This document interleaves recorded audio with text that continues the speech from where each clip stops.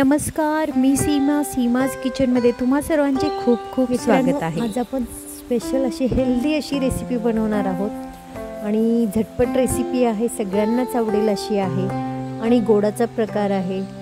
मस्तच असं आज आपण नाचणीच्या पिठापासून हलवा बनवत आहोत। एकदम हेल्दी रेसिपी आहे आणि या थंड वातावरणामध्ये अशा नाचणीच्या पिठापासून तयार केलेले पदार्थ खायला खूपच छान आहेत। शिवाय शरीरामध्ये उष्णता निर्माण करण्यासाठी बाजरी, नाचणी असे प्रकार या दिवसामध्ये खाल्लेच पाहिजेत। यासाठीच आजची ही आपली स्पेशल रेसिपी असणार आहे, ती सुद्धा आहे गोडाची रेसिपी। चला तर मग या रेसिपीला काय काय लागणार आहे ते पाहूया। काय काय लागणार आहे असं जर म्हणालात तर तुम्हाला वाटेल बरंच काही साहित्य लागणार आहे, तर असं काहीच नाही, अगदी थोडंसं सामान लागणार आहे आपल्याला। इथे सुरुवातीला मी इथे गूळ घेतलेला आहे, हेल्दी म्हणून इथे आपण गुळाचा वापर केलेला आहे। गूळ 1 वाटी म्हणजे हे वाटीचं प्रमाण 1/4 कपचं आहे। मग 1/4 कप म्हणजे या वाटीनुसार 1 वाटी गूळ घेतलेला आहे आणि 1 वाटी गुळाला मी 2 वाटी पाणी घालून घेतलेलं आहे। आणि याचा फक्त आपल्याला पाक बनवायचा नाही आहे, फक्त हा गूळ आपल्याला वितळवून घ्यायचा आहे। आता आपण थोडंसं हे चमच्याने हलवून थोडासा गूळ वितळवून घेऊया आणि गूळ वितळून म्हणजे याची गुळवणी तयार झाल्यानंतर आपण याला लगेचच साईडला काढून ठेवूया।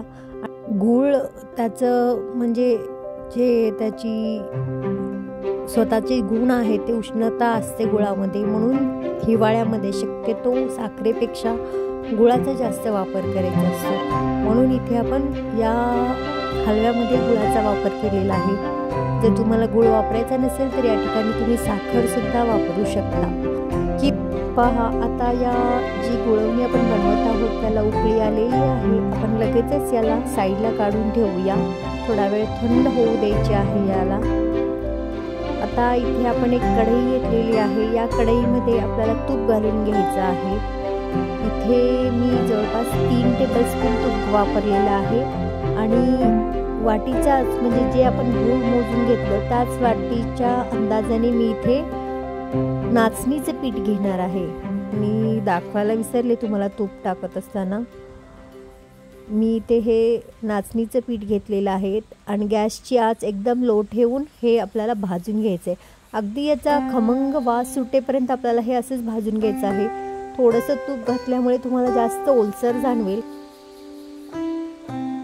याचा कलर थोडा डार्क आहे, म्हणजेच चॉकलेटी असल्यामुळे तुम्हाला समजून येणार नाही की आपण कितपत भाजून घ्यायचं आहे, तर याचा फक्त सुगंधावरच आपल्याला समजून घ्यायचं आहे की पीठ भाजलं गेलेलं आहे की नाही। जसा सुगंध सुटायला लागेल त्यावेळी समजून जा की हे पीठ आपलं छानरित्या भाजलं गेलेलं आहे आणि आपोआपच या पिठामध्ये एक सैलसरपणा तुम्हाला जाणवायला लागेल।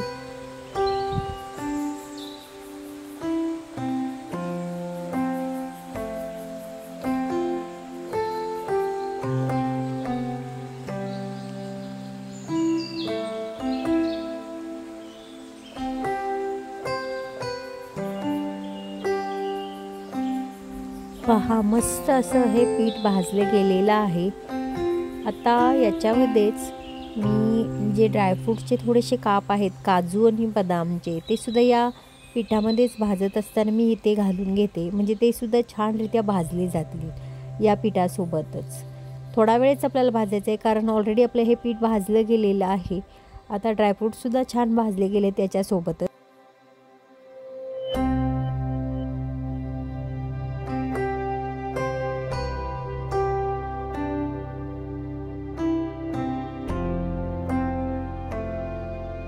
असं हलवत असतानाच आपल्याला इथे जे गुळवणी बनवलेली आहे ती याच्यामध्ये घालून घेऊया आणि गुळवणी घालत असताना सतत हलवतच आपल्याला हे घालून घ्यायचं आहे, कारण ज्यावेळी तुम्ही हा पाक याच्यामध्ये ओताल त्यावेळी घट्टसर लगेचच मिश्रण व्हायला चालू होईल, त्यामुळे एका हाताने पाक ओतायचा आहे आणि एका हाताने मिक्स करून घ्यायचं आहे। पहा, मिश्रण कसं एकदम घट्टसर झालेलं आहे। आता याच्यामध्ये आपण 1 टीस्पून थोडंसं तूप घालून घेऊया आणि गुळाचा पदार्थ असल्यामुळे याच्यामध्ये आपण चिमटभर असं मीठ घालून घेऊया। त्याचबरोबर या हलव्याचा स्वाद वाढवण्यासाठी याच्यामध्ये आपल्याला अर्धा टीस्पून इथे वेलची पूड घालून घ्यायची आहे। अजून थोडा वेळ आपण फक्त हलवून घ्यायचं आहे व्यवस्थित। ज्यावेळी तुम्ही हे गुळवणी मिक्स केली असेल त्यावेळी एकदम असं जडसर वाटायला लागेल ज्या उलटण्याला। थोडंसं हलवून 1 ते 2 मिनिट आपल्याला हे झाकण ठेवून शिजू द्यायचं आहे। म्हणजे आपला जवळपास हा हलवा आता रेडीच झालेला आहे। याच्यामध्ये हलवत असताना अजिबात गुठळ्या होऊ द्यायच्या नाहीत, त्या गुठळ्या पूर्णपणे एकसारखं हलवून मोडून घ्यायचे आहे। पहा आता आपला हलवा रेडी आहे। 1 ते 2 मिनिट फक्त झाकण ठेवून लो गॅस ठेवायचे।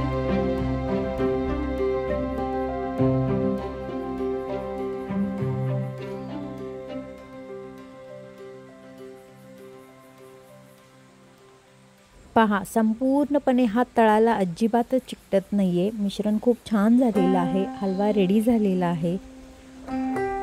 2 मिनिट फक्त आपण ठेवून देऊया आणि लगेचच आपल्याला हा सर्व करण्यासाठी घ्यायचा आहे। पटकन होणारी रेसिपी आहे आणि एकदम हेल्दी अशी रेसिपी आहे। मुलांना तुम्ही अगदी एक प्रकारे चॉकलेट हलवा म्हणून सुद्धा तुम्ही हा खाऊ घालू शकता, कारण अगदीच पौष्टिक आहे।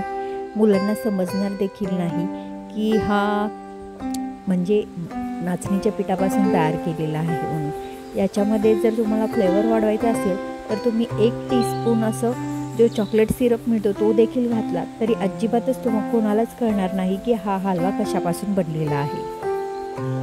पहा मस्त असा हलवा आपला नाचणीचा तयार झालेला आहे। कशी वाटली रेसिपी तुम्हाला? जर आवडली असेल तर व्हिडिओला नक्की लाईक करा, जास्तीत जास्त शेअर करा, सबस्क्राईब करायला विसरू नका। तसेच आपण पुन्हा भेटूया अशाच एखाद्या नवीन रेसिपी सोबत। तोपर्यंत स्वस्त खा, मस्त राहा, नेहमीच आनंदी राहा। रेसिपी पाहिल्याबद्दल मनापासून आभार, धन्यवाद।